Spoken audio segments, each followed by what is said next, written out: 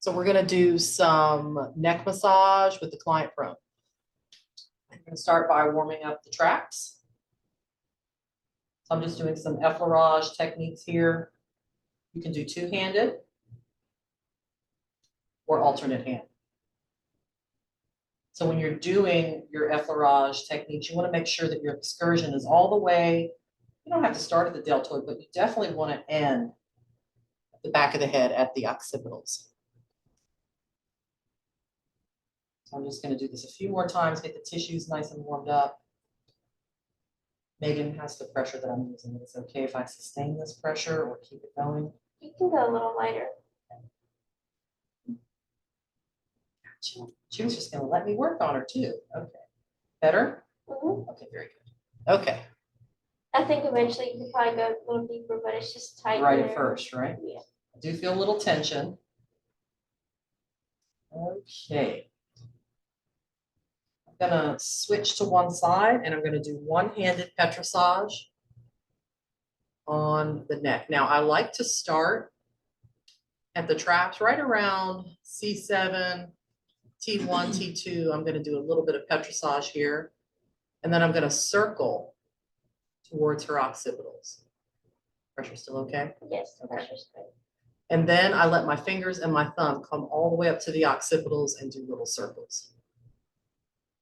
So I like to do one-handed petrissage on the neck as opposed to two hands. It's just a little bit too much. You can place the other hand lightly on the head, or you can just move it out of the way. You're gonna be in a horse stance for this, maybe somewhat of a lunge. I'm actually moving, flexing my right knee as I move a little bit here. So it's not really, you can go in and do a nice full-handed petrissage. Full hand on the back of the neck. And here you're working on the traps. You're also working, when you get here, levator scapula. You're also working on the splenius cervicis. And then when we turn her supine, we're going to work on the SCM. So if you've done any type of shoulder work, you've already worked on the traps. And we're just doing a little bit more to soften up the muscles on her neck. I'm going to go to the other side. So same thing.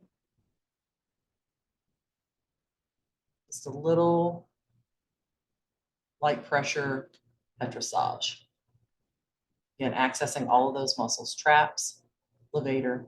So levator attaches at the medial superior angle of the scapula. So that is right here. It goes all the way up to the head. And you have traps and splenius cervicis behind it. So all of those muscles are being worked on as you're doing one-handed petrissage on the neck.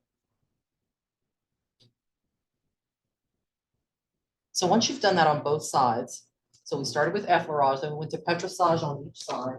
You can come back to access both sides again. You could use a little deeper pressure then to get some depth from the traps all the way to the back of the head, to the occipitals. How's this pressure, Megan? I'm really not putting much on, but I am going in a little bit. How you doing? Good. I was about to tell you can go a little more now. Now you want a little more. Very good. So you'll notice that I'm not going in the front of the neck here. I'm keeping it SCM and back.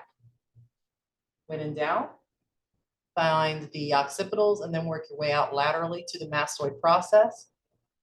And just stay posterior or behind the mastoid process and the SCM.